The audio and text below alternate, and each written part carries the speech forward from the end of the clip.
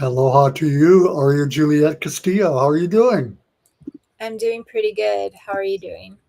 I'm doing it. That's the initial response everybody gives, but then you start thinking about uh, how the world's like falling apart around us sometimes. But overall, I'm doing good. Thankful. Lucky we live Hawaii. I'm here. It's been raining every day almost here on Kauai and cold, but still we're lucky. I can't imagine living in the snow. I'm not a cold person, but I'm good. I'm good. Thank you for asking. I'm glad we're here. I need this conversation. I mean, it's good Lots that to talk about. yeah, and you and I don't get together often enough, and it's good to just brainstorm and sit around and shoot the breeze, talk story. Mhm. Uh, so why don't you start with our introductions or disclosures? My name is Aria Juliet Castillo. I am the Reclaiming Democracy Program Director for Hawaii Alliance for Progressive Action. I'm also the Vice Treasurer of the Democratic Party of Hawaii, Assistant Secretary of my District 51 in Kailua, and here on my own validity. And so happy to be here. Yeah, yeah. Thank you. I mean, you are a change maker. I have to say, you don't tell enough about it, the great things that you're doing. Aria Juliet Castillo is a co-founder along with me and a bunch of good people of HAPA, the Hawaii Alliance for Progressive Action. Some 11 years ago, Aria was at the table with me and other people and said, "Let's do it." And so we did. And then when the Kuleana Academy was just a dream, Aria, you were there too, and said, Gary, guys, let's make this happen. And so, yeah, you are a real player, as they say, in a super positive sense. So, thank you so much, Thank you. Aria. And this whole podcast video thing, I think we're doing because you said, "Hey, let's do it." My name is Gary Hooser. I am a former state senator. I always assume everybody knows who I am because I do this so much, but former state senator, Kauai senator. I served 8 years in the Senate, 8 years in the Kauai County Council. One thing I forget sometimes is that I was actually the director of the Office of Environmental Quality under Governor Abercrombie appointed me, and that's the agency, state agency that manages the EIS, Environmental Impact Statement laws. So I know a little bit about environmental protection. Small business person right now. I'm a free spirit. I'm not affiliated directly with any organization, even though I love my friends at HAPA. I'm not no longer president of the board. I did that for 10 years. And I said, I'm going to move over for somebody else to step up. And yeah, just trying to reach out and encourage people to get involved and to make a difference. And again, we're both volunteers here, and happy to be here. We got a lot to talk about. Yeah, and if you like this content, please like and share this post. Our videos are getting totally buried by the algorithm, the live feed. Even though people RSVP and say they're attending, it almost never shows up in their feeds. They never get the notification, and it just kind of gets hidden. So try and help us beat it by liking and sharing it, even if that's all you. Yeah, exactly. I mean, share. If you're listening, if you're watching now, listening, share it. If you're watching it later, recorded version, please share it. I was thinking about that, Aria, the other day that some of the early shows might only get less than 100 views to start with, and then build up to 200. And I started thinking, well, that's not very much. We want to get 1,000. But then I realized how many times do we go to meetings and there's only 20 people, 25 people there. All the And time. so, yeah, so it's important. It's important whether there's 25 or 125 or 1,000, but we do want to get the numbers up. And we're going to talk about lots of stuff, but that's a thought I want people to hold on to. We can do this, folks, but numbers matter. You got to show up. You got to show up in the room to testify. You got to send in those emails, and you got to share on social media. We got a big agenda today. What are we going to talk about first? Big agenda, biggest item in the room, the biggest headline that's been every day in the news for the past couple weeks. Update on the $35,000 in the paper bag. What do we know? The latest news. The last time we talked, I think the news hadn't broken that Sylvia Luke thinks that she might be the person that is mentioned in The Lieutenant Governor, Sylvia Lieutenant Luke. Governor Sylvia Luke might be the influential lawmaker mentioned in the FBI postings. And this has kind of unfurled for the past couple of days and weeks, and things have been moving quickly and not quickly at all. So currently, where we're at right now is the Hawaii State Attorney General has issued subpoenas into the investigation. She has said that she's not going to appoint an independent special prosecutor for the case. They said that the investigative unit, the SPID, that was created in 2022 is sufficient enough. The governor had canceled his plans to travel out of state. Anytime the governor has to travel out of state, the lieutenant governor becomes the acting governor for the state. We've seen that in a number of different times over the past 4 years. And he decided, just in light of recent events, not wanting to have her be acting governor while this investigation is going on, he decided to stay home in Hawaii. And there's been some calls for an independent special prosecutor. The Clean Elections Hawaii Coalition put out a petition urging for that. There's been more things to come out about the person who gave her the contributions that are in question. So yeah, we can talk about it. But what are your thoughts as of right now about what's going on? Yeah, it's all over the map. Like everybody, my brain is just fried by this stuff. I want to say first, though, that the Lieutenant Governor Sylvia Luke has not been charged with a crime. It hasn't been proven that she's taken any more than the two $5,000 contributions and failed to report them on time. That's what looks so bad, is she admits to that, and it happened at the same time, during the same time period, that the FBI was apparently monitoring or tape recording. But she is. We're all innocent to proven guilty. I don't have any bones to pick with the lieutenant governor. She's never done me any wrong. I don't really know her that well. We've served together on and off over the years, but she did step forward and say, they might be talking about me because I did take this money. I encourage everybody to go to Civil Beat, and they've done a pretty fabulous in-depth job, and they're the ones that broke the story. The Honolulu Advertiser, the Hawaii Public Radio, and others have also chimed in and done some good work. But catch up on Civil Beat. I was shocked, quite frankly, when the governor canceled his trip, because what does that say about his trust in his lieutenant governor? If there was a close relationship there, if it was you and I'll speculate. You could say, this is unfortunate. We have to get to the bottom of it. But I know this person, and I've worked with them for years, and I'm okay with going out of state for 3 days. I'll be on the phone anyway, and I'll be back, and nothing bad's going to happen. So, it feels like he threw her under the bus, quite frankly. Unless there's more there than we know, and we don't really know. So I think that's the big news, is we don't really know. And the other shoe could drop any day. I'll give a little shout out to Speaker Nadine Nakamura from Kauai also, in the House. The House Representative Della Bellotti, Souza, Kim Kokoyomoto, and others have been upfront demanding a special investigation, demanding that we get to the bottom of this. And the speaker, a bit reluctantly perhaps, but has moved forward much more than the Senate has. Senate President Ron Kochi has been radio silent. He's been quiet, never said nothing. Yes. And then he also accepted money campaign. I'm not laughing. This is not funny, okay? But he and the governor both have accepted money, campaign contributions from the same fella during about the same time period.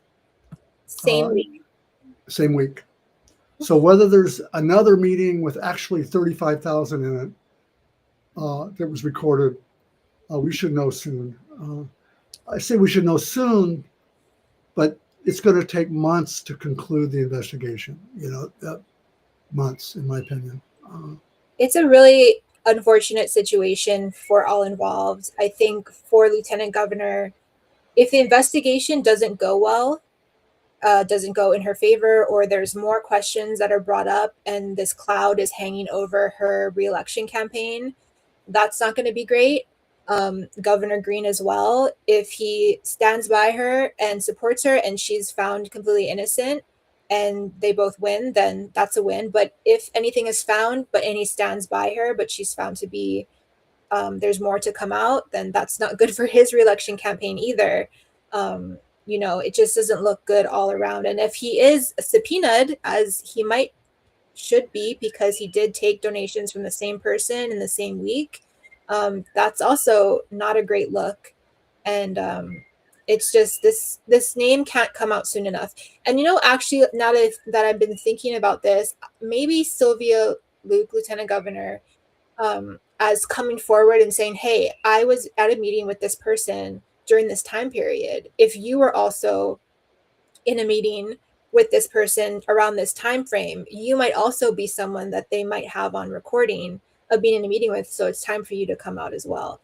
Now, she hasn't said that out loud, but that's something that I've been thinking. Maybe she's kind of bat signaling to people who've taken many contributions from them. Our Senate President Ron Kochi and Senator Linda Coit both took excess amount of contributions from this same donor, Toby Solidum, and had to return money because they gave them so much in excess, which I just thought was an interesting tidbit. Civil Beat's been doing a great job. I want to give a shout out to HPR as well, Ashley Mizuno and the team at HPR. I don't think they get enough credit and love for the awesome reporting that they do over there. So give them a follow. They've done some great reporting on this as well. Yeah, shout out to Ashley. I see those video reels she's doing from the ledge, and really educating people well. It makes you pay attention. She's up on a ledge, it seems like, talking about what's going on. But back to this $35,000. It is a stain upon all of us.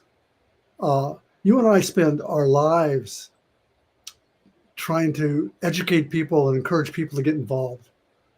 Every day, that's what we do. There's so many of our friends do that and show up to testify. And then there's this dark corruption crap, I'll say, that then the guy next door say, oh, they're all a bunch of crooks, that kind of thing. And so who wants to show up if the fix is in? So yeah. They got to come clean. Our leaders need to lead. I've written about this.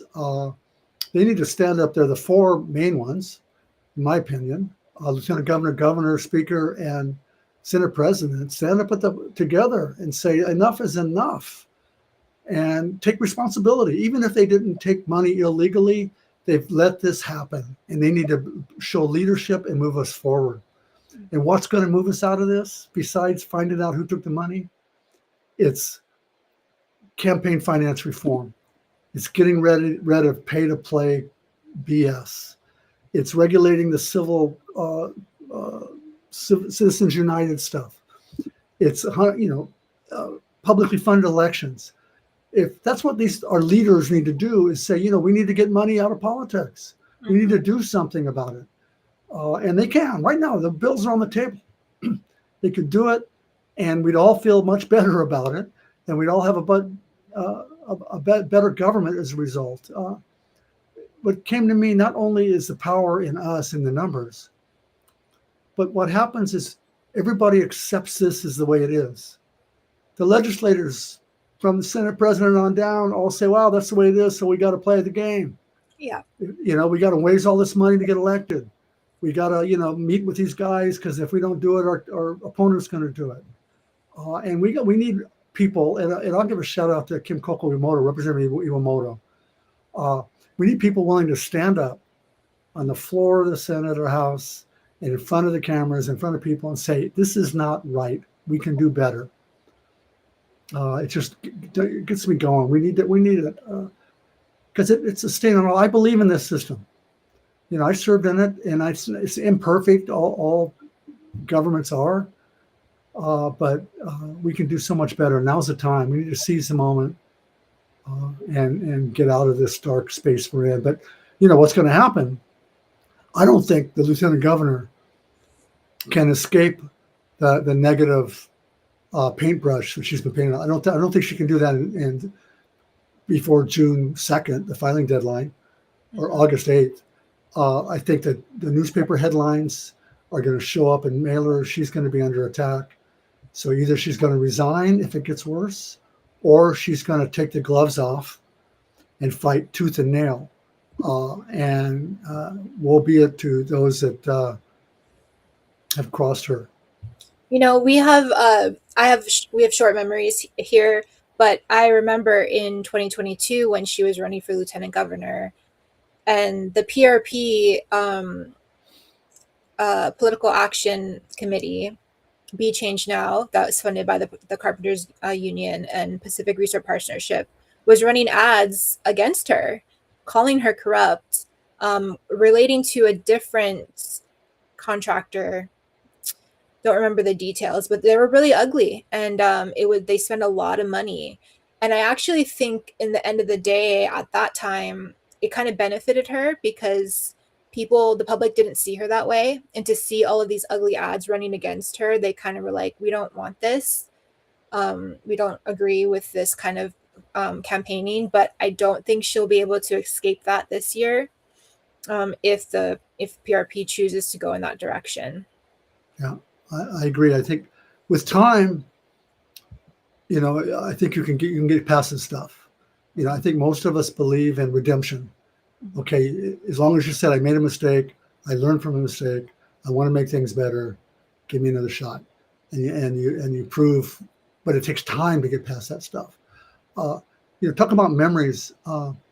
Pacific Resource Partnership is a organization funded by the carpenters, but also with the contractors, union contractors who do government contracts. Be Change Now was one of their political action committees that they formed, and there's been others. But I'll never forget the same group came after former Governor Ben Cayetano. Yes. They came over him hard. Same thing, accusing him of being unethical, accusing him of all kinds of stuff, just making stuff up, it seemed like. And he lost. But he took him to court. And one of the rare times when a public figure can sue for defamation and win, he won. And they ended up, I believe, apologizing and donating some significant money to a nonprofit or some organization that he did. But that's what's out there. And we're not powerless. Our legislators could require these super PACs to disclose who gives them the money, where the money comes from. They can disclose publicly who sits on their board of directors. We can kneecap them, we can shame them. Well, there's actually bills moving forward in the Senate right now that say corporations cannot spend money. They're trying to change it so to say that in Hawaii, corporations cannot spend money. Artificial entities cannot spend money to influence elections. Senator Kehoho Kolole introduced a bill that said that. Senator Rhodes introduced one as well. And I think Senator Kehoho Kolole deferred his bill and went with Senator Rhodes because it was a little bit different and slightly stronger. And he passed that out of his committee, and Senator Rhodes passed it out of his committee, which is awesome. The AG says that it's unconstitutional because of Citizens United, but I don't think that we should be passing laws based on the corrupt Supreme Court that we have in office right now, especially in light of all that's going on in the federal government. We cannot wait. I agree. And there's some very credible national organizations who've done the legal research and believe that the states can take this particular path. Yes. For corporations that are, because each corporation has to be licensed in the state. So if they license in the state, they got to play by the state rules. Even without this bill, I believe the state has the power to increase disclosure, has the power to charge organizations for certain things. There's things that we can do to make it uncomfortable and awkward and to limit these big money donations. And but I think at the top of my list is publicly funded elections. Yeah. I mean, there's a lot of good people that want to run, but they got to go out and ask people for money, and then that opens the door to this influence. And the flow of money that happens as well. Even the best well-meaning new candidate, newly elected official, if the higher leadership wants to support them and invest in them by giving them a max donation of $2,000 through the loophole of buying campaign fundraising tickets, if that money came from a corrupt organization or a contractor that sold them a bid and then they killed their bill in favor 2 years ago, whatever, 3 or 4 years ago, that freshman lawmaker, their reputation is now connected to these upper level lawmakers as well, and the chain of custody of like whose dollars is that is so untrackable.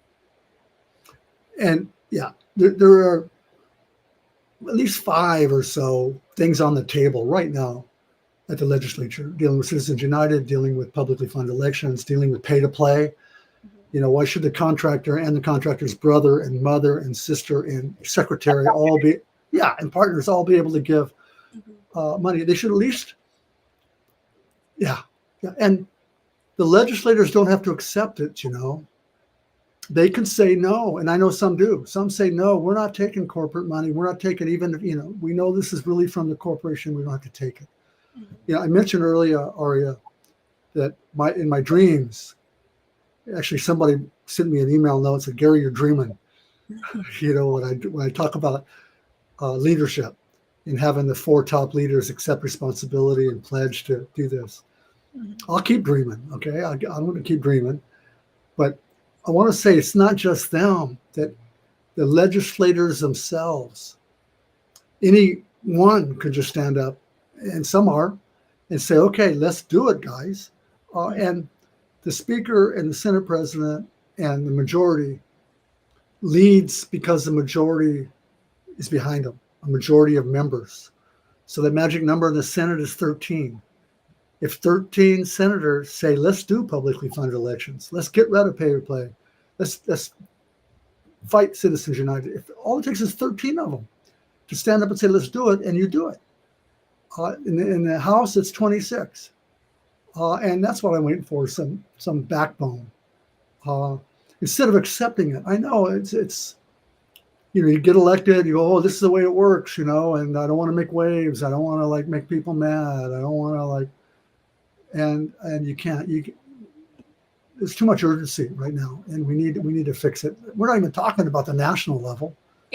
Look, I was looking at the Kauai Council mayor's race, just real quick. There was an article about donations, funding.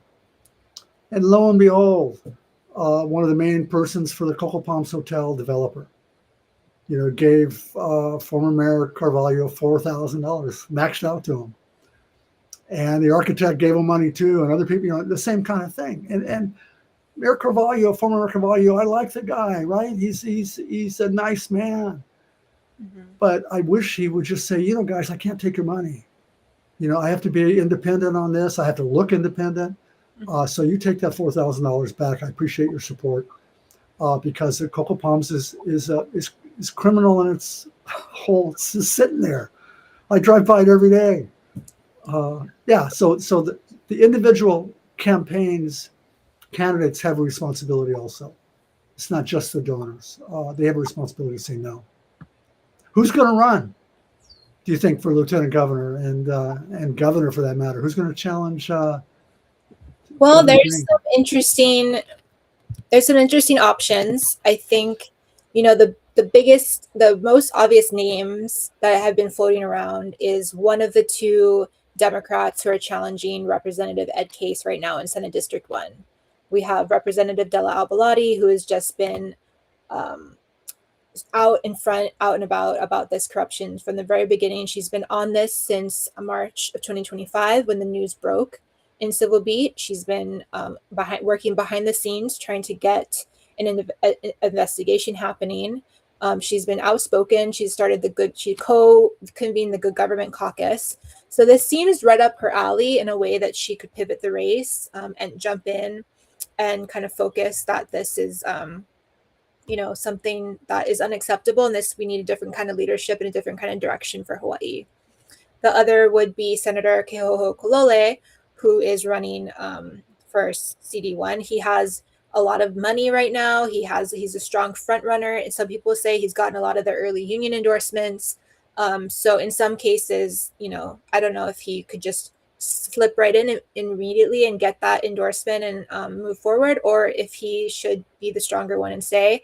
I think one of them, unfortunately, to get Representative Case out, one of them is going to have to step down, sooner or later. And this would be a really good pathway so that we could vote for both of them, and support both of them, because I think they're both pretty good politicians, in my opinion. Yeah, I agree with what you just said about both of them. I have to. It's hard to talk about gender and race, but I will, since we're just having a conversation. And we're going to talk about what's real. And gender and race are real when it comes to politics and elections. So to have a man beating up on a woman, saying not nice things about, the candidate is not as palatable as if you had two women duking it out. Mm-hmm. It's like, take an old white guy like me, you can't, it doesn't look good. It wouldn't be good. And it's not positive politics to have an older white man take on a younger non-white female, local born and raised here. And so I think my gut would tell me Representative Bellotti has a better chance, but I think the senator has more stature, different kind of style. One important point that I'm not clear of here, maybe I know running for Congress, he does not have to resign. Nothing is at risk because he's in the middle of his term. I'm not 100% clear. In fact, I don't think that same is true to run for LG, but we'll have to find that out. I don't know. I don't think so, because Sylvia Luke was still in the House when she was running for lieutenant governor. But she had a 2-year term. She did a 2-year term. That's right. Okay. Yeah. So that's something. Yeah, I also think slightly better senator, I think, on military issues and the national level, just barely over. So I think Rep. Bellotti might be the better choice for running for LG. Yeah. Looking back to 2022, other potential people that ran in the past that might be, looking to get a redo: Ikaika Anderson, Keith Amemiya, Sherry Minor McNamara, Sam Pulatasi, and then Daniel Cunningham. Yeah. I think I supported, at the end of the day, Mr. Amemiya. I was looking for my flaming progressive, my AOC or my Bernie Sanders, and couldn't find them. But yeah, I haven't heard of them. And what about the gubernatorial? What about the governor's race? Is there anyone? I know Senator Kahele, former senator, and now the head of OHA. Yeah, he did it once, and he's told me in the past, no, he's not going to do it. I think publicly he said no. It's too soon, I guess. But I'm not sure. There's always some of the same names we just mentioned, actually. Yeah, same names you just mentioned. Also, Vicky Cayetano, another one who could, jump back in. She actually got second in that race when they had Green, Cayetano, and Kahele. So what happens between now and June 2nd? That's the filing deadline. Mm-hmm. So if news breaks that hurts or tarnishes any candidate from the governor on down, any news that impacts any candidate, incumbent, people are going to jump, mm-hmm. right? I mean, they're going to jump. They're going to pull papers between now and June 2nd. After June 2nd, then you can't run. I think we haven't talked about this yet, but if Lieutenant Governor decided to resign, maybe she says, I've had enough of this. I don't want it. I don't need it. I'm tired. I don't think that's the case myself, but she could. Public pressure could, lead to that in the coming weeks. Right. Or more bad headlines. Yeah. And if that happens, the person at the top of the list is Senator President Ron Kotche, who I served with for many years on the council. Mm-hmm. And he was basically, I think, appointed to fill my seat when he came in. I shouldn't say my seat, but it's the seat I was sitting in. It's a people's seat. His seat is up for election right now, so yeah, he's up. It would make sense to. So if he got appointed, then he would have to file and run for lieutenant governor. Yeah, if he chose. And then someone else would jump in and file and run there. Mm-hmm. Or if he decided, no, I want to retire sooner and I'm not into this whole thing. I like being Senate president. Then it goes to the speaker, Nadine Nakamura, both from Kauai.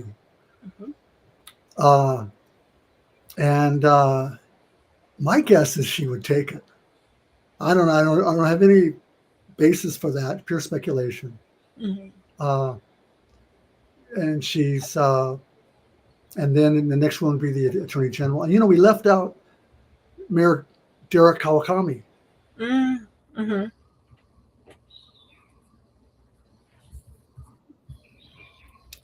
Mayor Kawakami. He served for, this is the end of a second term. Mm-hmm.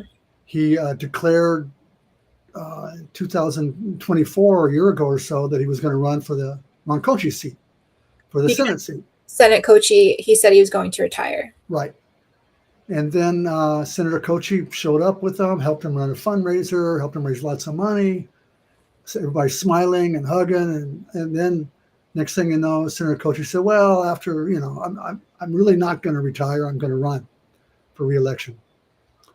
And Mayor Kawakami's election report still says state Senate on his campaign spending report as we speak now. But looking up old interviews he did, he said, he'd really rather be governor or lieutenant governor. Okay. So now you got a young local guy who was born into this stuff. I mean, he literally sat on the knee of Senator Dan Inouye. Mm-hmm. His family is into it. He's real likable. He surfs. He does the whole TikTok video stuff.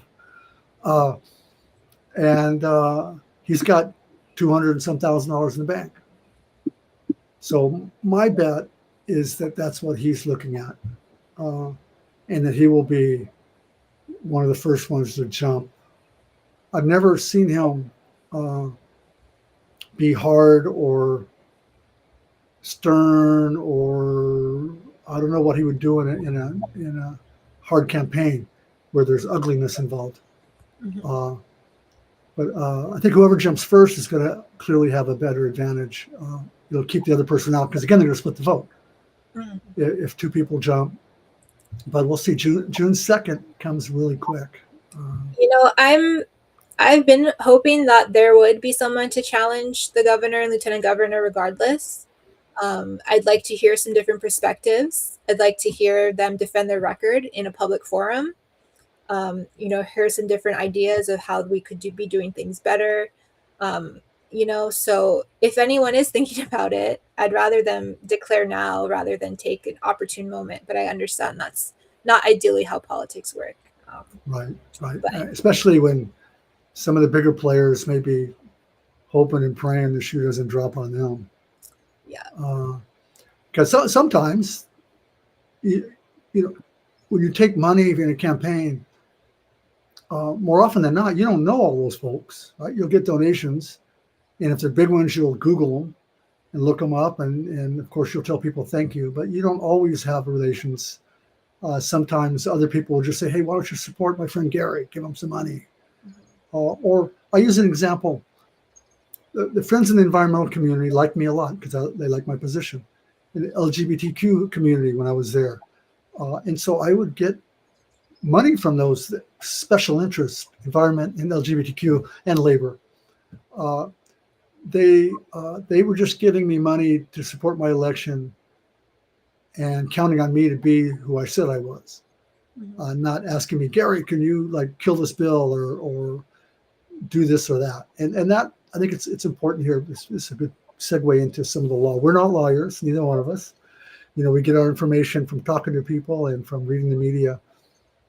But it's my understanding that taking a campaign contribution, even if it's from a bad person, even if they have special interests, it's not against the law as long as it's reported on time and within the amount.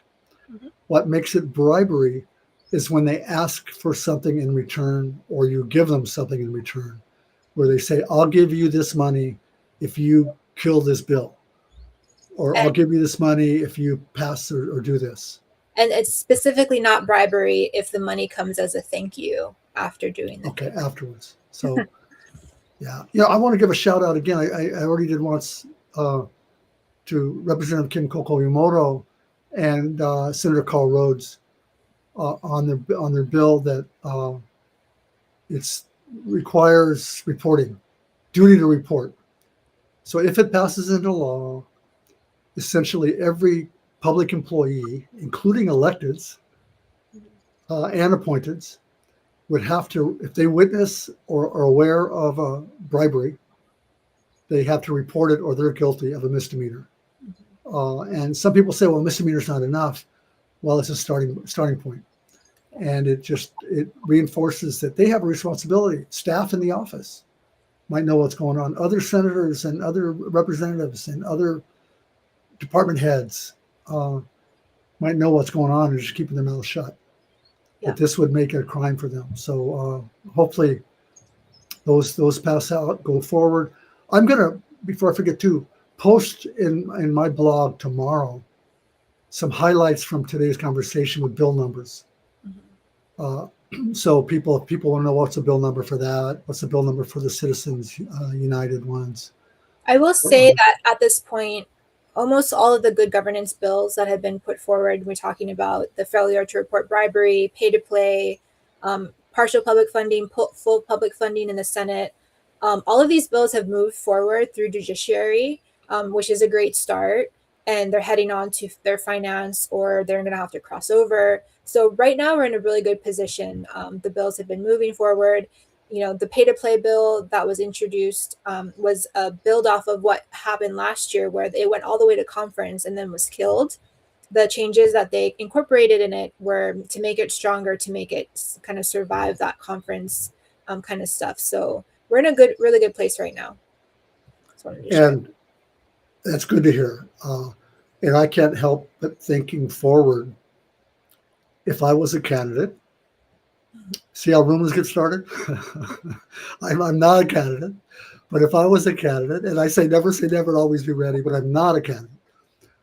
And I've never really been involved in negative campaigning, quite frankly. And most candidates, I say, let somebody else call them out. But imagine a direct mail piece saying, candidate so-and-so voted against the duty to report. Mm-hmm. Or candidate so-and-so voted against ending pay to play. Mm-hmm. That's why they're not going to have any votes, but still, you could say they killed it if they participated in killing it. So it's a volatile moment, and an important moment for challengers. I would encourage people to stand up and run, man.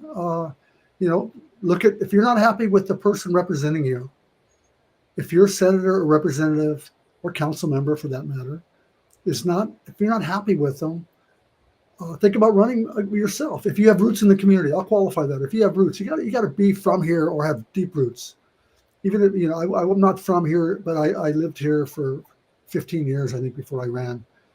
But you have to have roots, even if the roots are just a few years. You got to have roots. You got to demonstrate them. Be involved in nonprofits and schools and stuff like that. And share the values, then think about running. Certainly go out and find someone else to run. Let's kick it up a notch. Let's have the best turnout in history and turn this corruption stain into a positive, and say, no, we're not going to accept it. It's not acceptable. So the House of Cards keeps on falling. We have a more open seats happening. Well, Representative Daniel Holt was recently appointed to the DNR. And so he was originally vacating his seat to run for Senate. So his representative seat was always going to be an open seat. But now that Senate race has become a little bit more broad, because there's no incumbent from the area running for that seat. So that will be interesting. There will be an appointment for his seat. I believe it would be happening relatively quickly. I don't think that the party likes to leave those seats vacant for very long, especially during session. So hopefully we'll see some good names, 3 names get submitted, and that district will submit them to the governor for approval.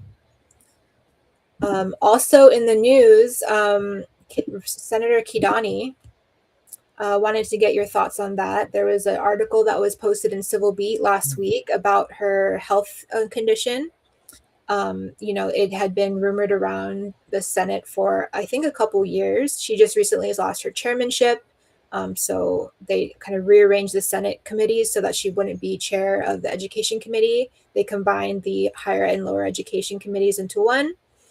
The Civil Beat reported on it. The very next day, all of her colleagues came out in strong support, kind of condemning the Civil Beat for running that article in the first place, calling it, kind of bad news reporting, shady reporting. So just wanted to get your thoughts on that. Yeah, that's a hard one for me personally. My mother's 92 years old, and she has suffered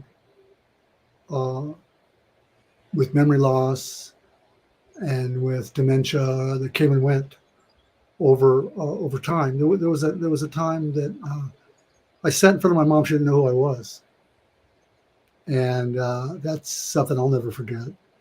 Then later she got better.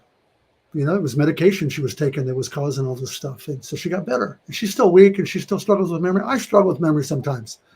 I've got 72 years of memory stuck in my brain.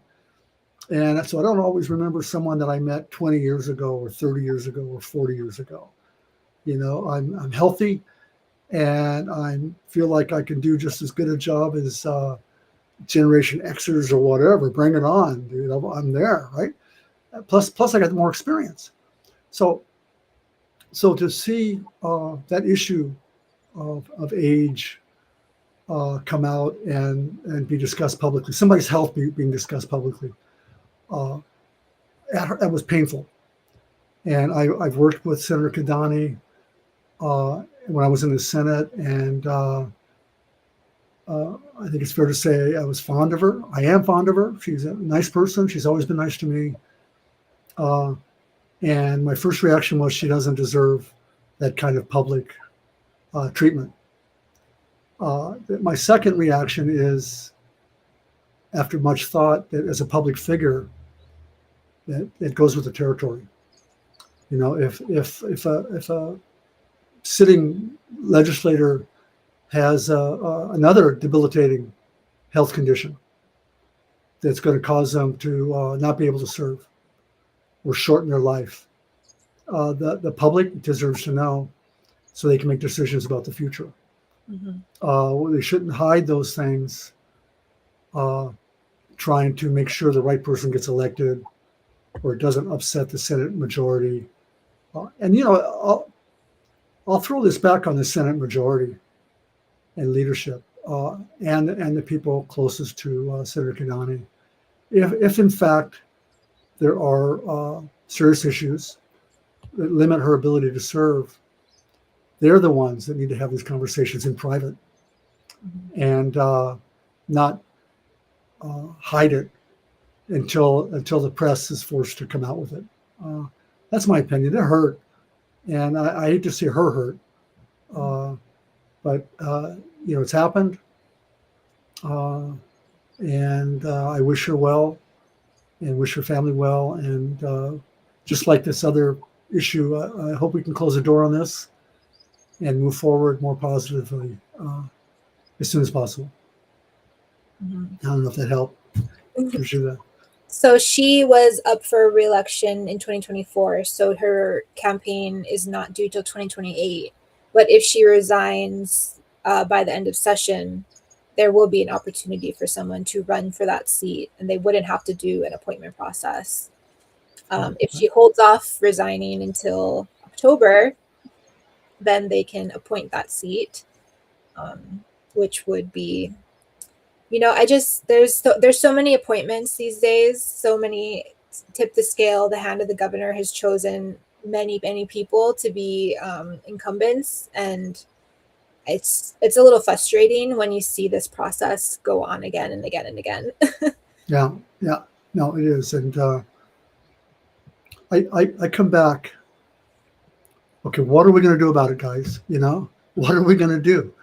And we talked about this 11 years ago, and we started HAPA. And 10 years ago, we talked about it more. What are we going to do? And we started Kuleana Academy. So I'll give that out to the broader community right now. And there's a whole bunch of you out there, good people who believe in our government. What are we going to do? We have to run for office. We have to find good people and support them, and then stay on them.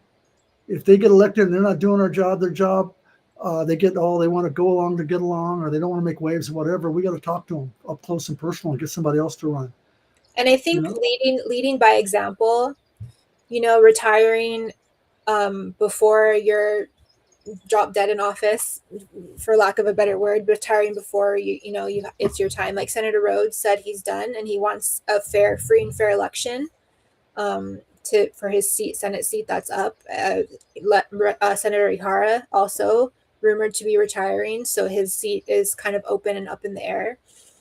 Speaking of leading by example, I did want to bring up something that happened on the House floor this past week.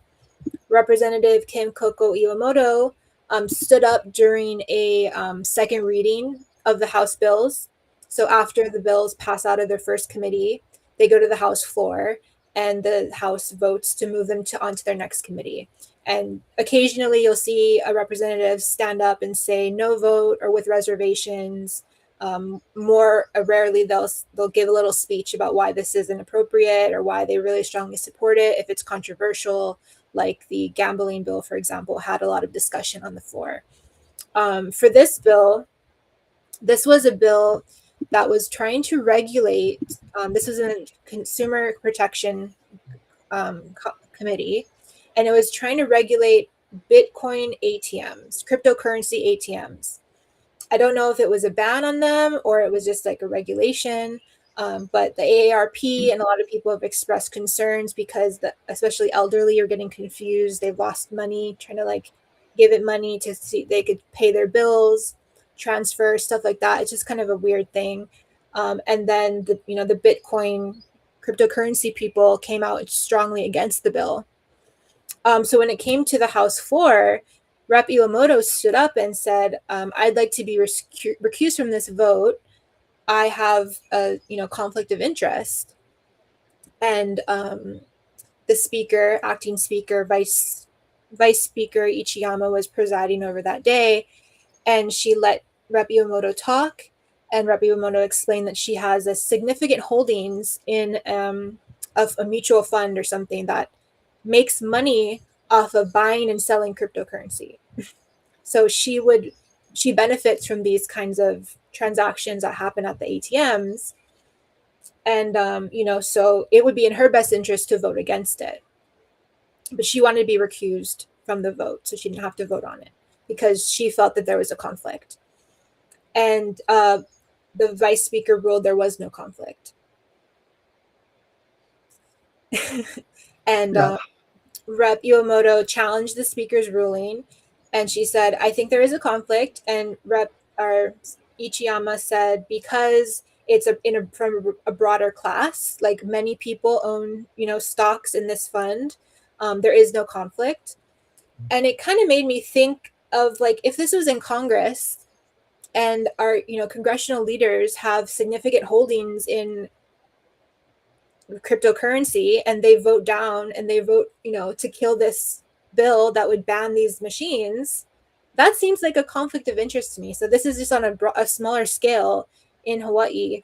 And, Rep. Iwamoto asked for a floor vote to see if people would overrule the speaker. Unfortunately, only four people total, including herself, voted with her. So her conflict wasn't recognized. Those that follow the process, and you know this, that's always the response when someone stands up to declare a conflict. I say always, I can't remember otherwise, that they automatically say no conflict. And I can't understand why they wouldn't let her declare this conflict. Because on the other side, we talk about political hit pieces, voting on it. She could have her opponent come after her and say she should have declared a conflict, or she had a conflict. How come she voted? And yeah, it's I don't know. I think at the very beginning we talked about the tendency of every single person in the building is to accept the status quo. Initially, I shouldn't say every single person. The vast majority of legislators say, okay, that's the way it is, so why am I going to fight it? And so that's why they're not going to stand up and object, or they're not going to take Representative Iwamoto's side, because that's how it's always been done. And big money trying to influence votes, that's always how it's been done. Having secret meetings in secret rooms and making decisions, and killing bills behind closed doors, they've accepted this, I'll call it corrupt system or corrupt process or culture that is maybe not legally corrupt, but they refuse to initiate or believe that it can be changed, or they don't want to stand up and raise their hand. Hats off to Representative Iwamoto for willing to stand up and raise her hand, and those other three that voted with her, and others who do it on occasion. Rep. Souza, Rep. Cochran sometimes, Rep. Peruso, willing just to stand up and raise your hand. And we need more. This is the time, folks. This is a message directly to representatives and senators. Okay, stand up and be counted on this corruption going on the lack of sunshine, a lack of accountability, lack of transparency. It's time to we want to have a government we're proud in. The people that we talk to every day, walking those halls and reading the paper, we want them to be proud of their government and not believe that it's all a bunch of crooks. Because I know it's not. They're good people. They're just scared of their own shadow sometimes. And I'm not perfect on this either. I learned to raise my hand. You raise your hand in caucus, which is a private meeting among your peers, and you raise it on the floor. And then once in a while, just like with Representative Mona, once in a while others raise their hand too and says, I'm with her, or I'm with Gary. And it just takes people to start raising their hands, and others will follow. Come on, folks, do it for us, okay? We're counting on you. We're counting on you. I'm worn out by this. We still got more to talk about. Yes, we do. What can be done? How can I help? How can I get involved? What can be done? Okay. First thing, if you are a Democrat or you are interested in being a Democrat, our March 4th district meetings are coming up. We have them every other year. We have the district meetings. That's when we hold elections for our district officers. And the dirty little secret is that the district officers that are elected at this meeting are the chosen ones who get to pick the 3 names that get put forward to the governor to do any replacements for a vacancy that happens. Unfortunately, I wish that the district officers had be tasked with more jobs other than this, but it really seems like this is the only function of the district officers as it stands right now. At those meetings, we are also elect delegates for the state convention and the county conventions. Every county will have a convention this year. I believe there's a couple county chairs that are up for election. I think Maui and Kauai perhaps might be county convention elections. And we, as a Democrat, we need you. We need you guys to participate and get involved. At the state convention, we're also going to have election for party chair. Current chair Turbin has declared that he's not running for re-election. So that race is wide open, and we need your participation. So if you've ever been curious, ever been interested, all you need to do is show up. These decisions are sometimes made by as little as 10 people in a room. Sometimes there's as many as 50, 60 people, but more often than not, there's not, all the seats don't get filled. And this is how the decisions are made. So please show up March 4th, I think 6 p.m., Democratic Party, Hawaii.org for your district locations. Yeah, I'll echo that. And,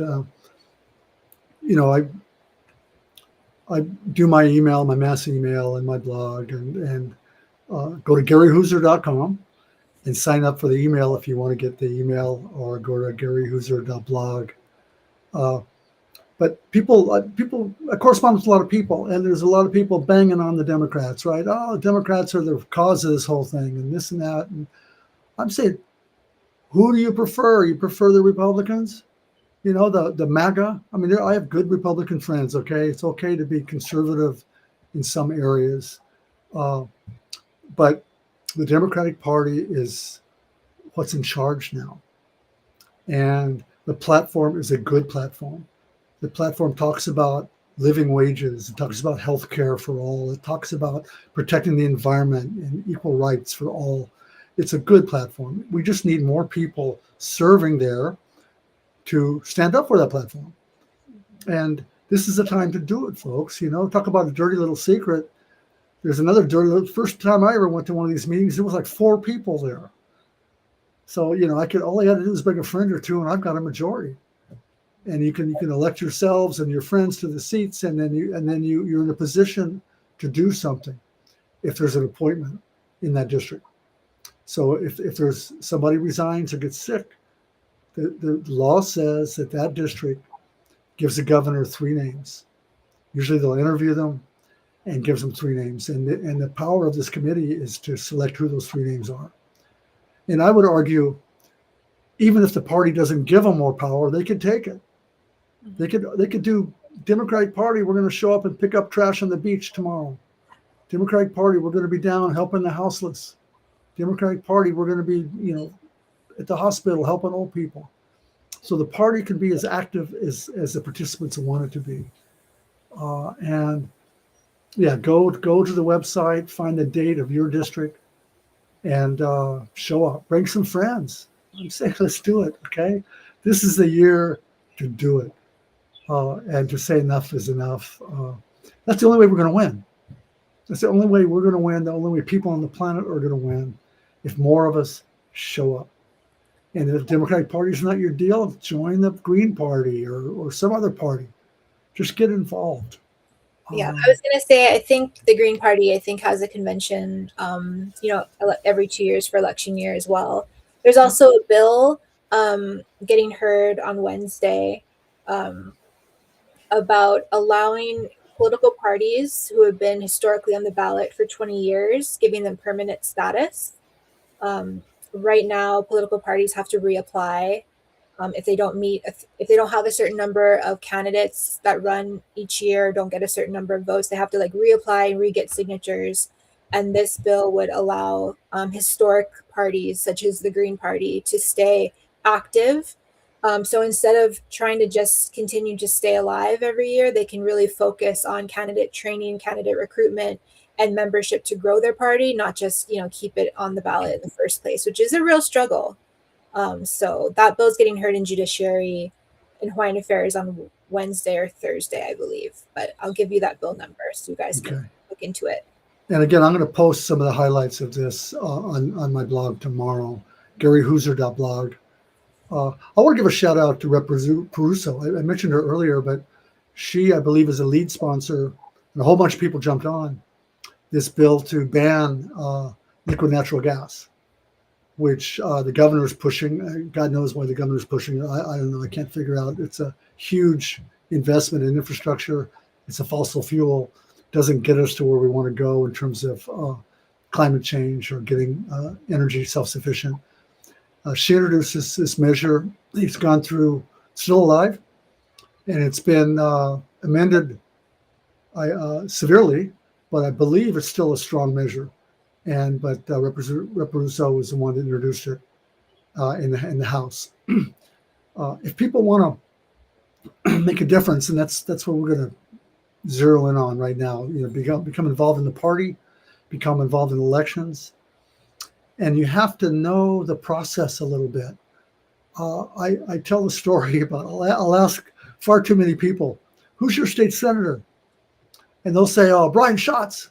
I said, "No, he's your federal senator. He's your U.S. senator. Who's your state senator?" "Well, I don't know, but it could be this person, could be that person." Okay, so job one, know who your state representative and your state senator is. You can go to capital with an O, capital.hawaii spelled out, .org, right? .org, .com, .gov, capital.hawaii.gov. And there's a function, you can Google it, find your legislator, type in your address, and it'll pop up. Then your legislator, your two state legislators. Mine, where I live, is Senator Ron Kochi, just so happens, and Representative Luke Evslin. And it gives her information. And so that you get that information, you put it on your refrigerator, don't forget it, and then send them an email every once in a while. Tell them this bill, this liquid natural gas bill. They may not be on the committee, but you tell them, "I'm against this bill. I hope you are too."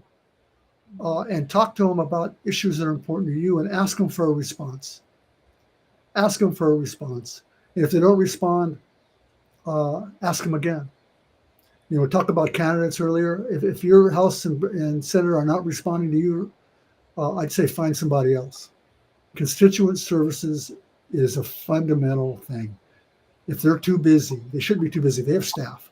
They should be able to send you a note saying, "Got your note. I'm in the middle of something. I'll get back to you later." But they should respond. And so find out who represents you. Stay in contact with them. Join a group on the Big Island, the HuliPAC, my friends. HuliPAC, HuliPAC. .org, I think. Google them if you want. HuliPAC. They follow bills on the Big Island County Council, and the state legislature. There's one right now, a big one, banning harvesting of aquarium fish from the reef. It's if you want to preserve our reefs and preserve those tiny little fish that are so beautiful to look at, this is a bill, and I'll put that on the website. But they're promoting that. Sign up for their action alerts. Sign up for the Sierra Club's action alerts. If the environment's important to you, HAPA does good government, does all kinds of good stuff, and they'll send you alerts and say, "Okay, the bill's coming up on Thursday. Submit testimony. Here's some talking points. Here's the link." Because I don't have time to follow all this stuff. I can't tell you, there's too much movement going on. But sign up to these organizations, ACLU. And get involved. If you want to run for office, email or reach out to Ari and I, and be happy to talk to you. Just talk story. I'm not going to marry you. I'm not going to throw my weight behind you or support you, unless I'm convinced, of course, that you feel the same urgency that I do about the condition of the world and want to help. New candidates, if you see a new candidate that comes around that you agree with, that you are excited about, give them $5, give them $10. That goes so far in their encouragement of, okay, someone is believing in me, someone invests in me. Those little donations really add up and make a difference. And you could give $5 now, and then in a couple months, if they're a good candidate, they'll come back and say, "Hey, I've done this. I need to send a mailer now. Can you support me with $20 more?" And if you think that they've been doing a good job, then send them $20 more. And if not, you can say, no, sorry, no, thank you. But they really do need their donations, especially in the early stages of everyone's campaign. Startup costs are real. Purchasing the data costs $1,000. Printing your first rounds of walking pieces, that's another $500. Ordering the yard signs, ordering the banners. This is all startup costs, and most candidates have to self-fund or self-finance that at the beginning. So these little donations really do go a long way in helping encourage them, get them started. And if you really can't give any money, a like and a follow goes a long way as well, and a share. We are beating the algorithm is not our friend. Political algorithm is really bad. Unless you have a lot of money to spend on ads, those kinds of posts get buried, unfortunately. So helping share that information out to your friends and your networks is really big. And Ari and I both appreciate your shares and likes also. We're on social media and we're putting out messages, and we need to boost our reach as well. But what she said about helping candidates, and frankly, it's fun to help a candidate to get involved. You meet new people who share your values, if the candidate shows your values, and call them up, send them an email, and say, I'd like to help. And go hold signs, stand on the highway. Just do that. Just stand on the highway with them. Hold signs, knock on doors, stuff envelopes. It's easy. And you meet other people and you're doing something positive to make our world a better place. And when they win, your voice is stronger, quite frankly. We talk about the guy giving 10 grand or 35 grand, how strong their voice is. To most candidates, most people serving in public office, it's a man and woman who stand on the street with them, who knocks on doors with them. That's most important to them. I Oh, lost Gary again. Here we go back. what happened there?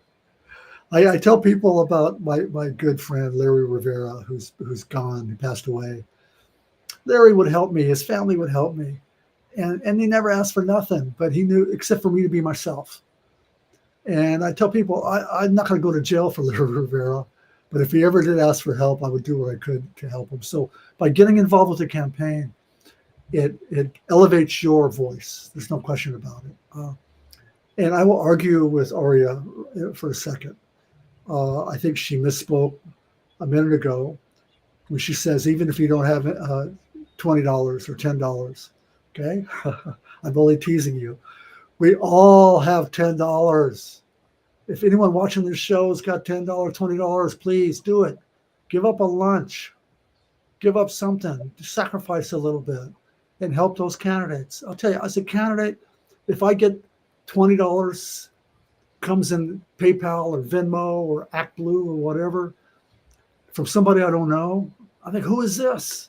And I'll look them up right now and call them and tell them thank you, because I'm excited about it, right? Somebody I don't know is helping me. And it makes you want to live up to that person's expectations. So please help them, even if it's a little bit. Don't think that $10 or $20 doesn't help. And I'll talk to the candidates right now too. You better tell those guys thank you, right away. You send them a text, an email, or a call, because that $20 is important to them. They can spend it with their family at the beach. They could buy pizza. Well, almost buy pizza, but yeah. So the candidates need to communicate with the people helping you as well. Not that we know everything, but we have experienced. I've been through, I want to say 10 campaigns, maybe more, and learned a lot over the time. And Ari, I know you've helped lots of candidates, myself included, and the Kulian Academy, the lessons we've learned. So all we want to do is help. But we want to help people who want to make a difference. And when I started, I talked about the acceptance. I want candidates who aren't going to accept the status quo, who aren't going to say, well, that's the way it is, so I'll just have to deal with it. No, I'm looking for change makers. So we didn't get to talk about there's a couple bills that are moving through specifically about voting, about automatic voter registration, about how to vote, maybe doing a jungle primary for top two to the general, and about expanding voter service centers. So let's take a second to talk about those. Okay. Jungle primary, so right now for the Hawaii ballot, you get your ballot and you have to choose a party to vote in. So you have to vote only Democrat, only Republican, only Green. And in Hawaii, unfortunately, there's not that much competition usually. This year in a gubernatorial race, there might be competition, there might be no one running, but there might be, a really spicy race in the Republican primary that and no one running in the Democrat primary, but maybe you want to take a little bit of power back in your district and have influence on who's going to be representing my community. I'd rather have this Republican running than the other one, and since no one's running in my race, it seems unfair that you can't put your voice in to support that. So the proposal right now is to have open so that you can vote for any of the 6 people running in any party, regardless. So you can vote for the Democrat in the gubernatorial race, you can vote for the Green Party member in the district, and then you can vote for the Republican in the Senate. And because you think those are the best people to move forward towards the general. And then in the general, it's just the top 2 again. You might get top 2 Democrats, you might get a Republican and a Green Party, you might get, just normal Democrat and Republican. But advocates think that this is a better way to make some choices, to put a little less pressure on the primary right now, because 50% of our Democratic primaries don't even go on to general elections, or they don't have challengers at all. So that's encouraging a little bit more competition and moving it to the general.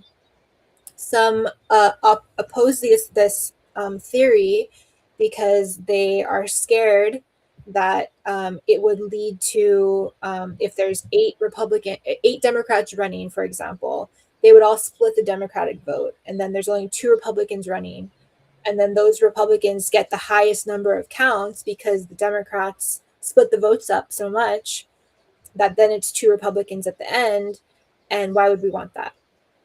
So what are your thoughts?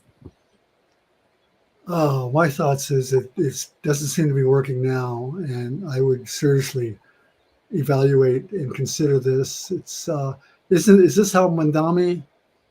Is this how their race is structured? No. In New York? No. In New York, okay. We have ranked choice voting. So similar option, you are able to vote with throughout the party. It's the ranked choice Democratic primary.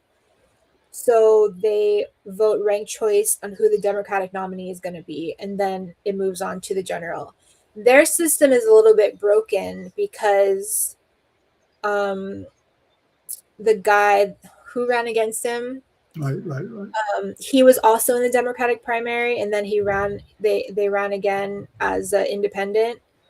So that's a little bit weird, but they did ranked choice to get from the primary to the general. And it becomes a lot more interesting in theory when there's a lot of candidates. Like when there's 8 people, oh my God, they're going to split the vote. But in reality right now, we don't even have 2 candidates running. So that would be my argument. And right now, I know I'm a member of the Democratic Party, but I have friends in the Green Party. And some of them, I think, would make good candidates. And I would be happy to see them serving. But when I go to vote, the present system, if I take a Green Party ballot, I can't vote for any of the Democrats throughout on my ballot, right? I can't vote for the governor, lieutenant governor. I can't vote for any of those people. And conversely, if I vote for the Democrats, I can't vote for the Green. So it is a little frustrating, and it keeps out some good candidates who say, no, I'm not going to run as a Democrat. I believe in the Green Party agenda or other agendas. So I'm going to look at this closely. I'm inclined to support it, but I'm not. I haven't studied it. I haven't looked at the testimony. People, again, we need everybody to be more involved. You can go to the capital.hawaii.gov, capital with an O, Hawaii spelled out, .gov, and you plug in your bill numbers. You can read the testimony. You can read the reasons why people voted yes or voted no, uh, especially the so-called expert testimony from people who've studied the issue. Encourage people to do that. And back to the testimony, just I'm going to jump in again. We need more people to testify. The LNG, I'll use the LNG, liquid natural gas. Okay, that was to me a clear support the bill. And so I jumped on there and I just said, please support this. This is a good bill. That was the extent of my testimony. So sometimes that's perfectly fine. If that's all you have time to do and you support it, or you know you support it or know you're against it, just do that. Don't worry about having to put paragraphs or pages of testimony. The main thing is you participate. Because what happens is the press and those legislators will look at the total number. 100 voted, testified in support, and only 10 voted against, or something like that, supported. But yeah, we'll have to dig into this. It sounds good on first read, but I have to analyze the objections a little bit closer myself. What else you got? The other bill that had a lot of discussion was expanding voter service centers. So the argument was that, we have really long lines in Honolulu, especially. We have 2 voter service centers open on election day. The lines are long. Sometimes the lines go on to 12 in the morning. If you're in line at 7 o'clock, you're able to vote in person. Others are arguing on, in Maui, there's Lahaina, Wailuku. Maybe there should be one, in Kihei or whatever, to alleviate the lines again. And then, just make the time that you have to drive to it shorter. And Hawaii Island as well. There's one in Kona, one in Hilo. But, that's a really large island. There's a lot of places to drive. And they said maybe we need to have more voter service centers. So this bill was giving the counties more funding to open more centers. But the counties kind of pushed back and said it's not an issue of if we want to open more or not. We don't have the staff already as is to man these centers as they are now. They're not even functioning at 100%. Opening another one is going to make the problem worse, not better. So there's a little bit of pushback on that. It got killed in the Senate. It's moving forward in the House. But that bill also had some other funding for voter education. So, for example, did you know that the voter service centers are open for 2 weeks before the election day? And you can go in any day before the 2 weeks are there and vote. And it's usually a process. You're in and out in 10 minutes. But if you choose to go on election day, you can be in line for up to 4 hours. Yeah. My first inclination is we should make it as easy as we can for people to vote. I vote by mail, usually, but sometimes just for fun, I'll go down there if I can go down early and vote, because it's just kind of fun to go in and do it the old-fashioned way. It's difficult if the county office of elections is reluctant or resistant. There's no question about that, even if you give them the money. I have to say that this is a video podcast to where we talk honestly and openly about stuff.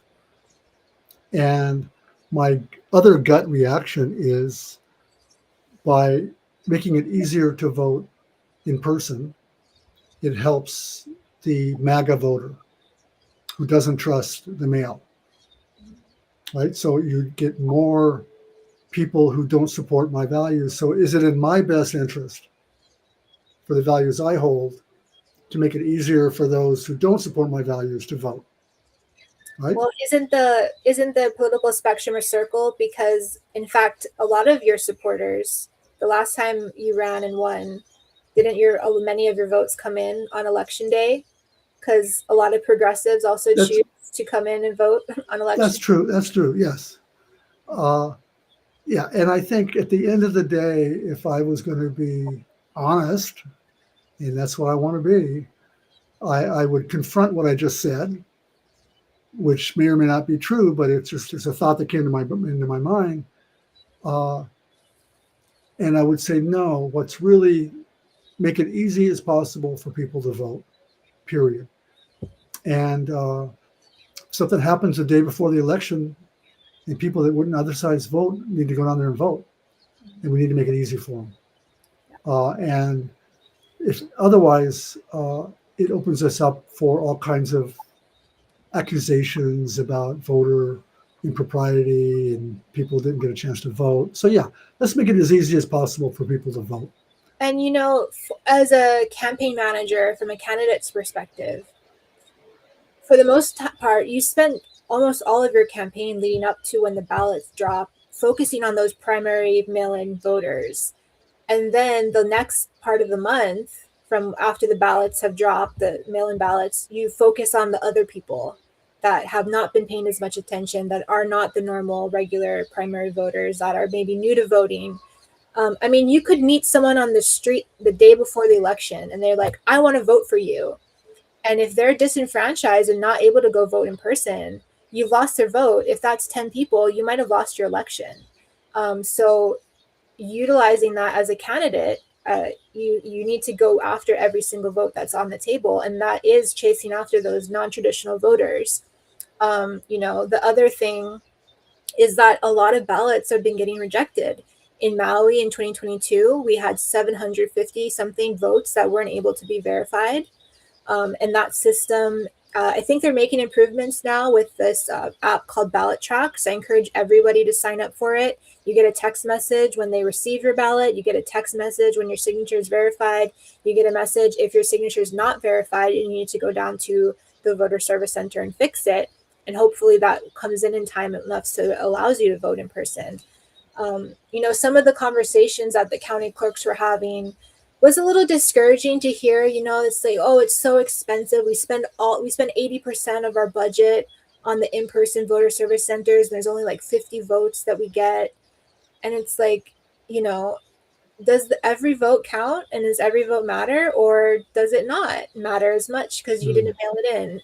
That was a little bit upsetting, because I think about the people that they didn't get to put their mail-in vote ballot this time. They made a mistake on the ballot, or they just recently got engaged, and it's like, oh my God, I want to get registered to vote and I want to vote for the first time. They got inspired, because that's when the campaigns are happening. That's when people can finally start to pay attention.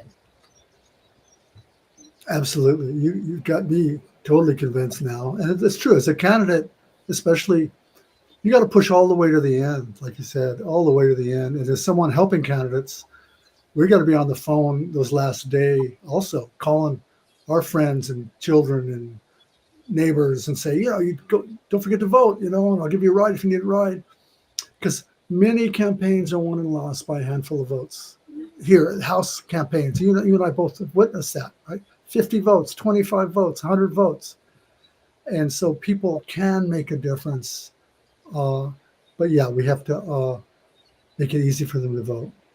Someone asked me about a bill that said that the replacing Mago would be done. The Attorney General would be the one to sit in his spot if he is that what do you know about that? I know a little bit about it. So there is Mago's the chief elections officer.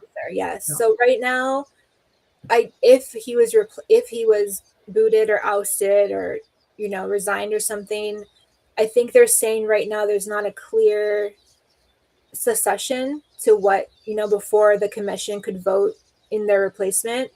There needs to be someone that is able to step in to certify the elections. Like right now, it's only the chief election officer can certify it. So they're trying to say, in the event that we lose our chief elections officer during this time when we need to get the ballot certified, we need to have someone else who's able to do it. So that bill is kind of just, I call it like a housekeeping bill. You need to have these like things in place in the event that this would happen. So it's a good idea to have that happen, to have that bill in place, probably, to pass it. Someone called and was asking about it, and I didn't really know the whole. Before we, go ahead. In general, like look to who is introducing it. if it's a bill coming from the Office of Elections or Campaign Spending Commission, that's kind of these housekeeping things, I'm usually inclined to support it because it's something that there is a problem or there's a gap and they need to address it. So in general, I lean towards supporting. Not all. There is a bill for campaign spending commissions that's raises a red flag as an individual, as a campaign manager, that says they want to ban all fundraising during the election season or during session. So right now, I think the House and the Senate We got knocked off. I'm not sure raisers. why we're getting knocked off. Oh, sorry. Do you hear me now? Yeah. Okay. So the House and Senate have adopted not holding fundraisers during session, but the Campaign Spending Commission wants to push to just completely get rid of fundraising during session. And the bill initially had county as well, which doesn't really make sense because county is always in session. But it just kind of gets a little bit messy.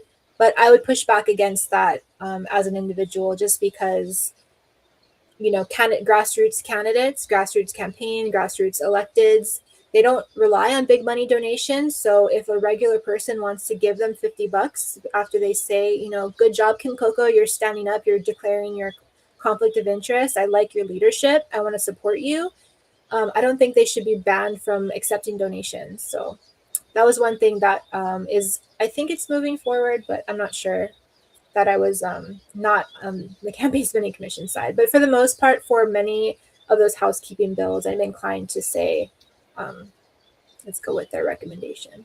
Yeah, it seemed like it would be hard for a new candidate.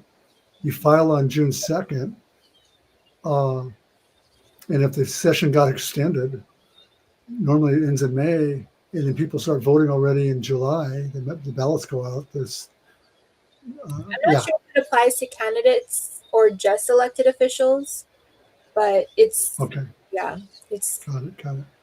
I suggested just banning holding fundraisers, publicly declared fundraisers. I think that would be the cleanest way to do it.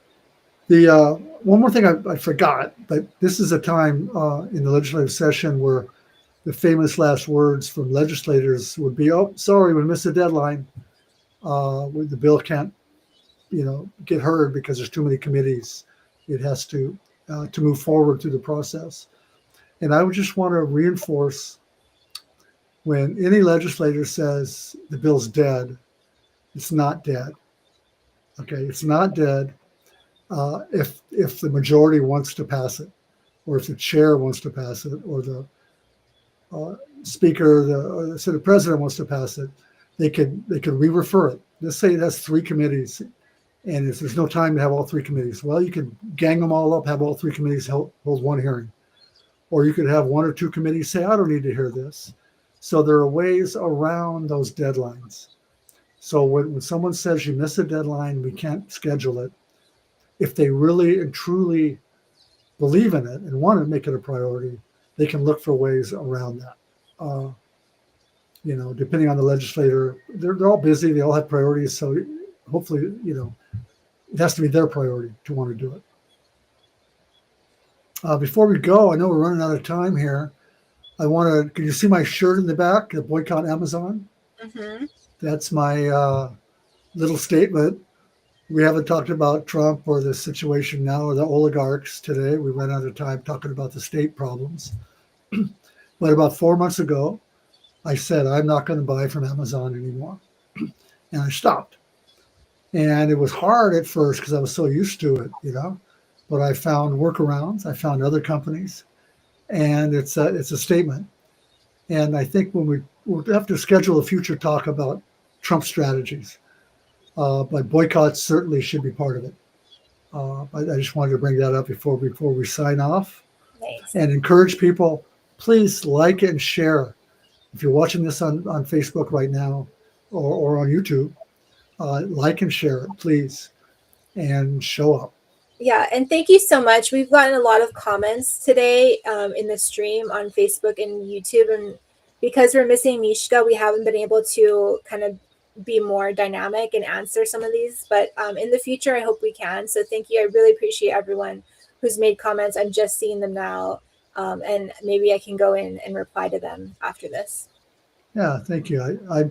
I can never just focus other than on you and what we're talking about, but I will look at them also. And again, I'm going to post on my blog, GaryHooser.blog, tomorrow, a little recap of what we talked about today with some bill numbers. So, Aria Juliet Castillo, thank you for making this happen. Thank you. A hui ho. Hui ho.